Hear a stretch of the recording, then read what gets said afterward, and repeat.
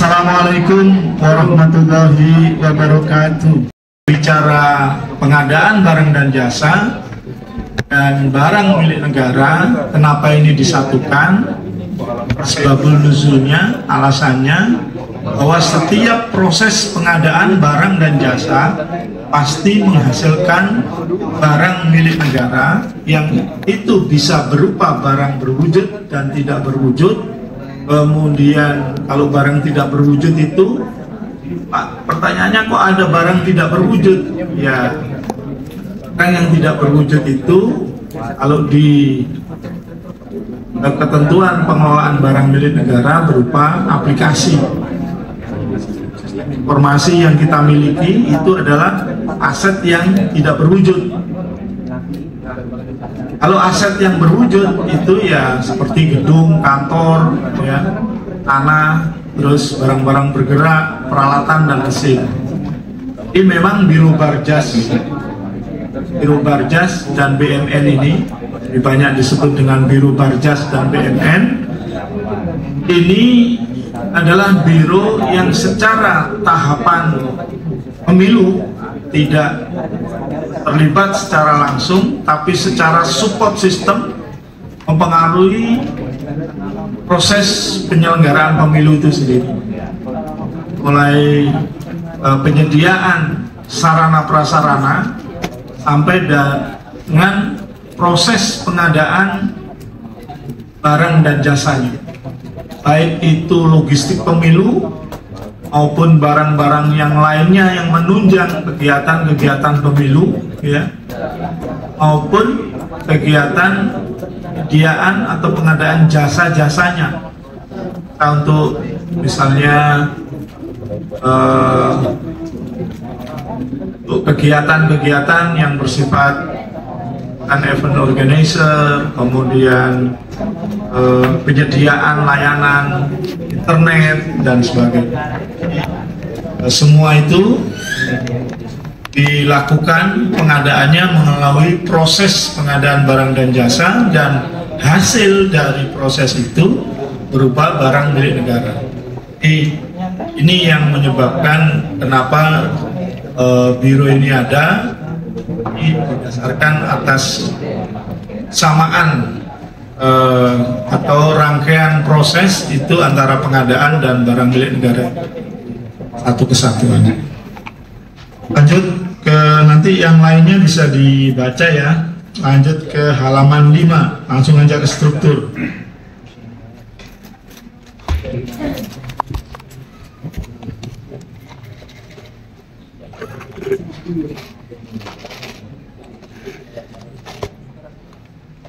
Next slide.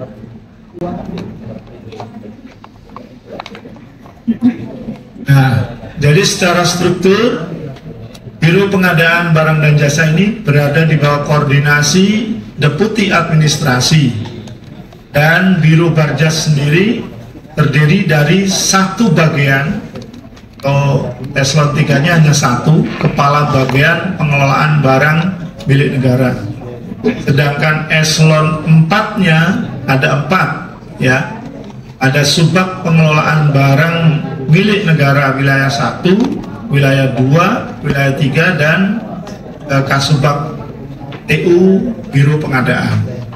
Dan di bawahnya itu langsung membawahi koordinasi seluruh Jafung karena jabatan fungsional. Nah, nanti ini saya berharap dari semua CPNS, apabila kita untuk tuju kepada PNS, salah satu persyaratannya ini sedang kita usulkan kepada PKSDM bahwa mereka untuk PNS ke PNS dipersyaratkan supaya bisa lulus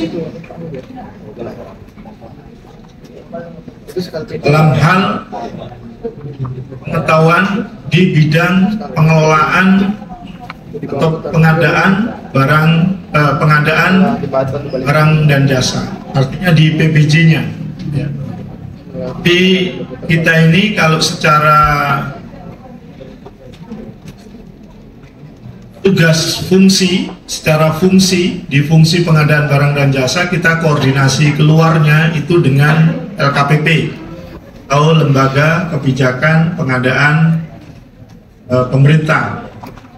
Itu secara keluar Biro Barjas berkoordinasi ya LKPP dan Kementerian Keuangan dalam hal pencatatan barang milik negara, manajemen barang milik negara.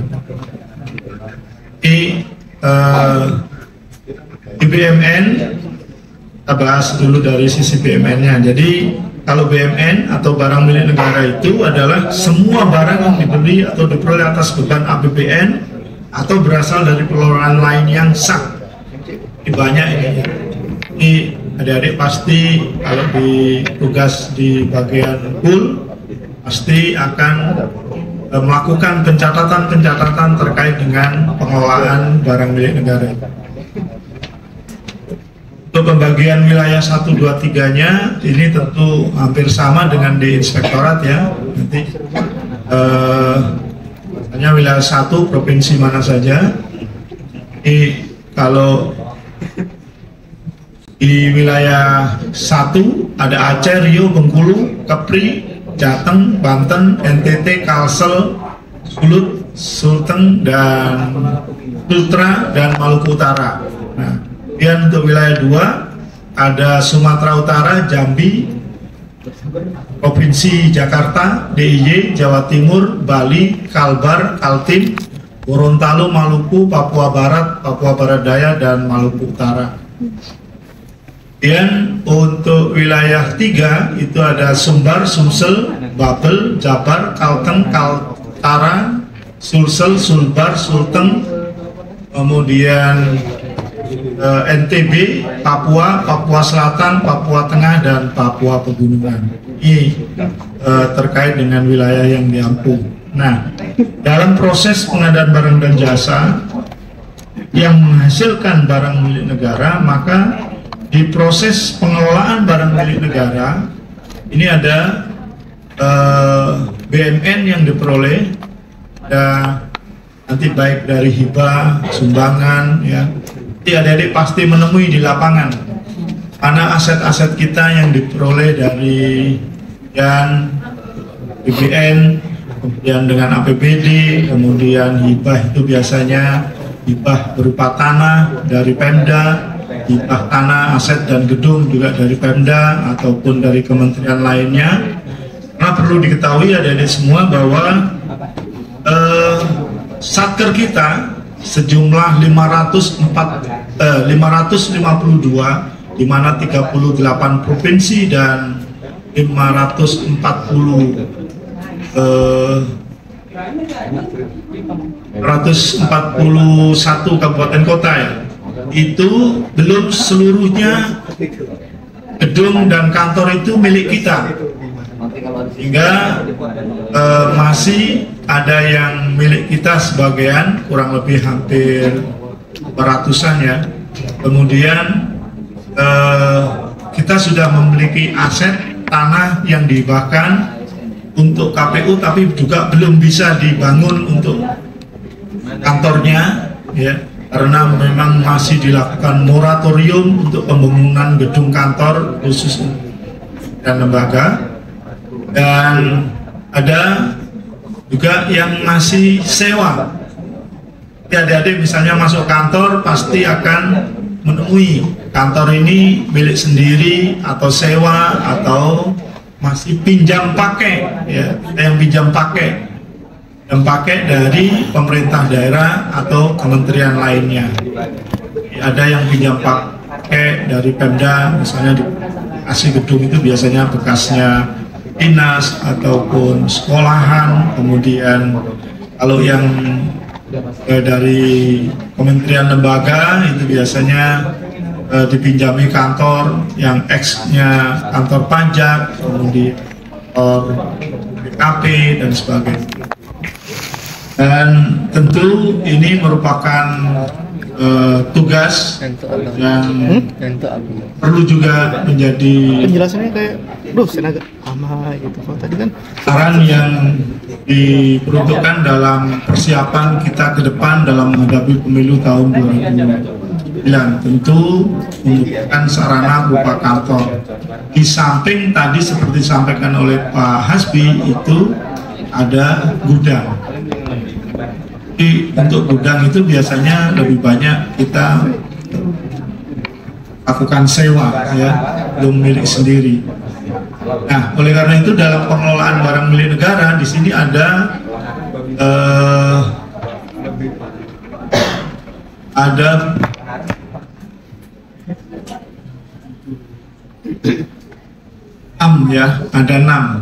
enam proses dalam melakukan pengelolaan barang milik negara, mulai dari penganggaran. Maka ketika adik-adik nanti yang ditugaskan di perencanaan pasti akan ditanya untuk perencanaan penganggaran yang berkaitan dengan aset mana saja, maka disusunlah yang namanya dengan RKBMN atau Rencana Kebutuhan Barang Milik Negara.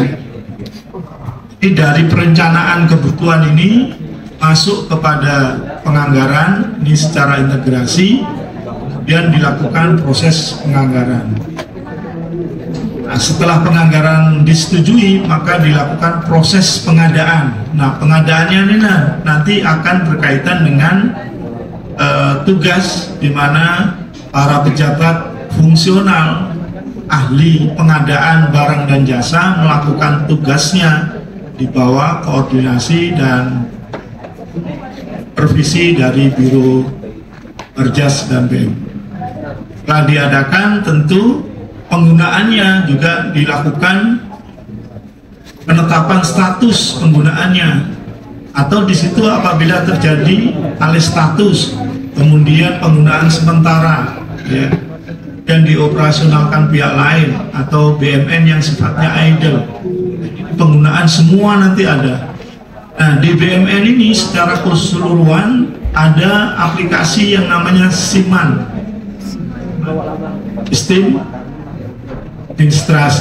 Informasi Manajemen Aset Negara, jadi SIMAN, yang sekarang sudah memasuki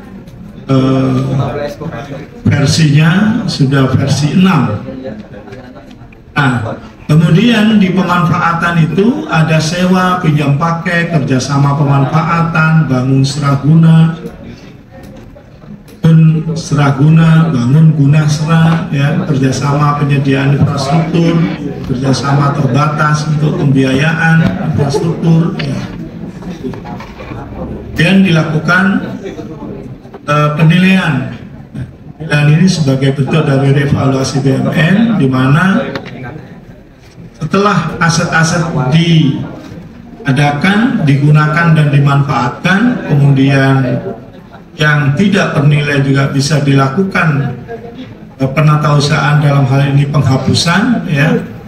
Nah, untuk pengamanan ini yang seringkali kita selaku pejabat administrasi para support system harus mengadministrasikan amanannya, baik fisik, administrasi, hukum, dan diasuransikan. Nah, untuk semua gedung milik kita ini sudah kita asuransikan, ya, tahun 2020 kemarin. Jadi sejak tahun 2023 untuk asuransi BMN. Jadi misalnya ada kejadian kebakaran dan sebagainya terhadap aset milik kita yang sudah menjadi milik kita, maka itu bisa dilakukan klaim asuransi, ya. Kemudian dilakukan pemeliharaan.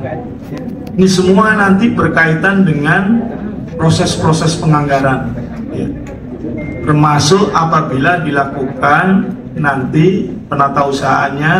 Nah, di penatausahaan ini ada proses pembukuan, inventarisasi, dan pelaporan. Nah, disinilah nanti BPK akan melihat antara RKBMN sampai terus pengadaan, penggunaan, ya, pemanfaatannya, kemudian pemeliharaannya bagaimana, kemudian jadilah namanya laporan keuangan khusus aset, khusus barang milik negara.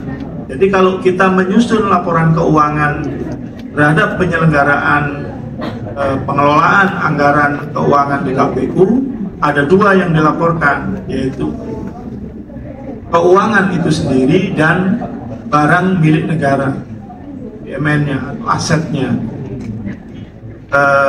Seringkali hal yang sifatnya kecil, tapi dalam hal statuta sebuah lembaga, bahwa itu WTP dan sebagainya, dan juga ditentukan bagaimana pengelolaan barang milik negara. Nah, oleh karena itu, dalam pemindah tanganan kita ini ada juga harus melakukan misalnya barang-barang yang sudah tidak dipakai. Nah, ini saya minta nanti teman-teman adik-adik semua ini yang ditugaskan harus juga ikut bersama-sama dengan kami di Biro Barjas dan BUMN untuk membersihkan kantor-kantor kita. Dalam hal ini, kalau ada barang-barang yang sudah tidak dipakai, harus segera untuk dilakukan proses penghapusan. Bisa dilakukan melalui penjualan, bisa dilakukan hibah, dan bisa dilakukan pemusnahan. Nah, yang saat ini dilakukan, kita saat ini berkonsentrasi di penghapusan barang milik negara berupa persediaan logistik pemilu dan pemilihan. Jadi di logistik pemilu khusus untuk kotak suara, bilik suara, surat suara, itu kita lakukan penghapusan dengan dilakukan penjualan secara lelang, ya. Dan ini sudah berjalan, insya Allah sampai dengan akhir bulan kemarin Mei kita sudah mencapai PNBP-nya sudah mencapai hampir kurang lebih 24 miliar dari target 50 sekian miliar dari penjualan kotak suara, bilik suara, dan surat suara. Yang pemilu saja, yang pilkada ini juga masih. Nah, kalau yang tidak laku Pak, bagaimana? Tentu bisa dilakukan proses penghapusan melalui hibah. Kalau tidak ada yang menerima hibah, baru bisa dilakukan penghapusan dengan cara dilakukan pemusnahan, ya, pemusnahan. Bisa dibakar, bisa di. Kemudian semua ini dilakukan pembinaan dan pengawasan dalam hal ini oleh Biro BUMN. Nah, dari siklus ini sebenarnya berapa sih aset kita yang kita tangani per 2024 kemarin? Ya, kita sudah hampir total neraca kita per 31 Desember yaitu mencapai kurang lebih nilai 2 triliun. Berdasarkan laporan barang pengguna KPU tahun 2024 yang sudah audited, artinya sudah dilakukan audit oleh BPK dan dilakukan juga dengan pengawasan tripartit dalam hal BPK, Inspektorat, dan KPU serta dari Kementerian Keuangan. Lanjut. Aset-aset kita, aset tetap kita ya, ada berupa tanah, peralatan, gedung, jalan, irigasi, aset tetap lainnya, konstruksi dalam pengerjaan, akumulasinya, dan aset lainnya. Nah, aset lainnya di sini ada aset tidak berwujud, itu yang berupa sistem informasi Intel.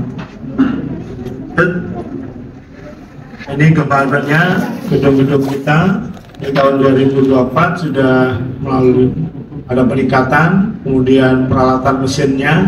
Nah, jangan lupa teman-teman semua juga nanti mengingatkan bahwa kita ini tidak hanya membeli terus, tapi juga memelihara, tetapi juga menata usahakan yang sudah tidak terpakai dengan penghapusan tadi itu. Jangan sampai aset kita ini besar tapi di dalamnya masih ada aset-aset yang sudah tidak bisa digunakan lagi secara operasionalnya. Ini harus dibersihkan semua. Gitu. Lanjut terus. Terus saya kira ini bisa dibaca dan secara gampang.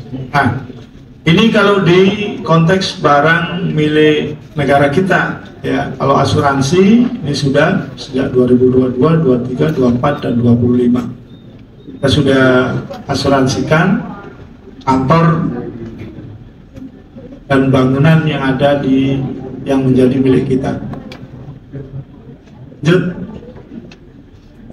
Ini kalau kita melakukan mekanisme pencatatan aset mulai dari transaksi, boleh pembelian, boleh pembangunan secara langsung, pengembangan, hibah, perolehan dari lainnya, ya. Ini boleh melalui misalnya di kegiatan administrasi itu nanti di proses pengadaan oleh Satker bisa melalui LS kontrak, ya. PUTU, ya, catatannya semua nanti. Nah, teman-teman nanti mungkin ada yang ditugaskan sebagai operator atau validator atau approval yang ada di satker-satker, khusus operator BMN. Nah, kita juga akan mengembangkan Jafung nanti khusus untuk pengelolaan barang milik negara.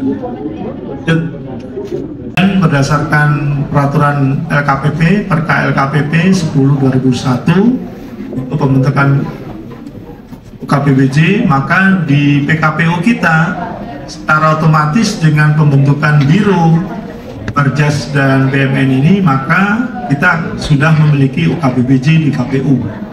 Hingga berdasarkan putusan Sekjen 124/2005 kita membentuk UKPBJ yang dalam hal ini menyelesaikan dukungan pengadaan barang dan jasa. Nah, kalau di provinsi itu namanya ada Satpel, Satuan Pelaksana Pengadaan Barang dan Jasa.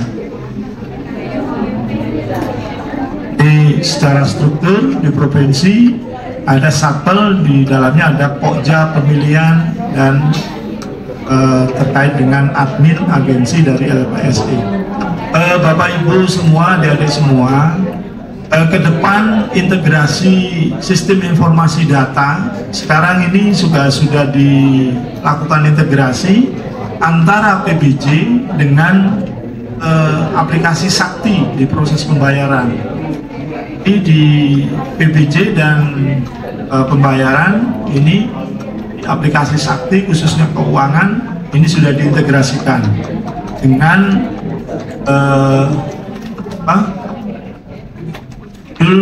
yang sudah diintegrasikan antara Kementerian Keuangan dan PKPP. Jadi untuk yang di pusat ada kepala UKPBJ ini sekaligus kepala biro, kemudian sekretaris, ada ini ditunjuk secara ini. Kemudian di bawah kepala UKPBJ ada koordinator-koordinator di bidang pengelolaan, pengadaan, koordinator layanan pengadaan secara elektronik LPSE, kemudian koordinator pembinaan sumber daya manusia berkaitan koordinasi dengan proses sertifikasi dari para pejabat pengelola pengadaan dan sekaligus pengelola keuangan, karena ke depan KPA maupun PPK itu harus juga sudah lulus di kompetensi pengadaan barang dan jasa tipe C. Jadi kalau jadi PPK itu sudah lulus sertifikasi level 1 dan nanti sudah lulus untuk tipe C-nya. Itu ada Pokja pemilihan. Nah, saya kira ini yang dapat kami sampaikan, dan sekali lagi terima kasih atas waktu yang diberikan oleh Pusat Pengembangan Kompetensi SDM kita untuk memperkenalkan apa dan bagaimana sih Biro Perjas dan BMN ini. Dan tentu meskipun ini bukan bagian dari penyelenggaraan pemilu, akan tetapi menjadi support system yang menyediakan semua sarana prasarana pemilu yang kemudian di dalamnya dalam proses pengadaannya harus memiliki nilai akuntabilitas yang tidak saja keberhasilan pemilu itu dinilai dari keberhasilan kita menyelenggarakan pemilu, tapi juga akuntabilitas dalam proses pengadministrasian semua kegiatan-kegiatan penyelenggaraan pemilu. Dalam hal ini adalah proses pengadaan barang dan jasanya.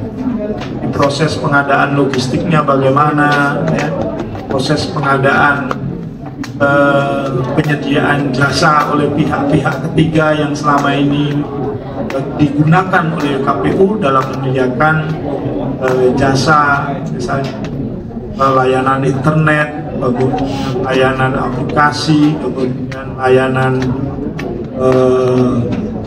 dan seluruhnya.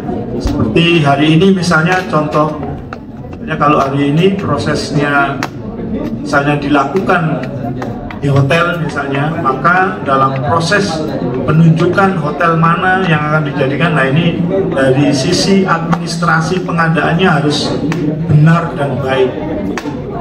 Kalau tidak, nanti sukses pemilu, tapi secara administrasi kita akan bermasalah di belakangnya. Karena itu penting dalam kesempatan ini kami sampaikan pada semua adik-adik untuk bisa mendukung proses administrasi penyelenggaraan pemilu melalui pengadaan barang dan jasanya dan pengelolaan barang milik negaranya secara transparan dan akuntabel. Dan ini juga akan mempengaruhi opini kita terhadap pemeriksaan BPK atas laporan keuangan yang kita susun, baik secara keuangan, administrasi maupun aset-aset yang digunakan dan diperoleh. Terima kasih, dan saya kira cukup ya, sudah 45 menit. Oke, ya. Terima kasih atas perhatiannya dan mohon maaf saya tidak bisa membersamai secara luring di Kamboja, tapi kita sama-sama juga melaksanakan tugas meskipun kita berada di Kepulauan Riau di Pimpinan. Terima kasih, kurang lebihnya mohon maaf. Ya taufik walhidayah waridho walinaya. Wassalamualaikum warahmatullahi wabarakatuh.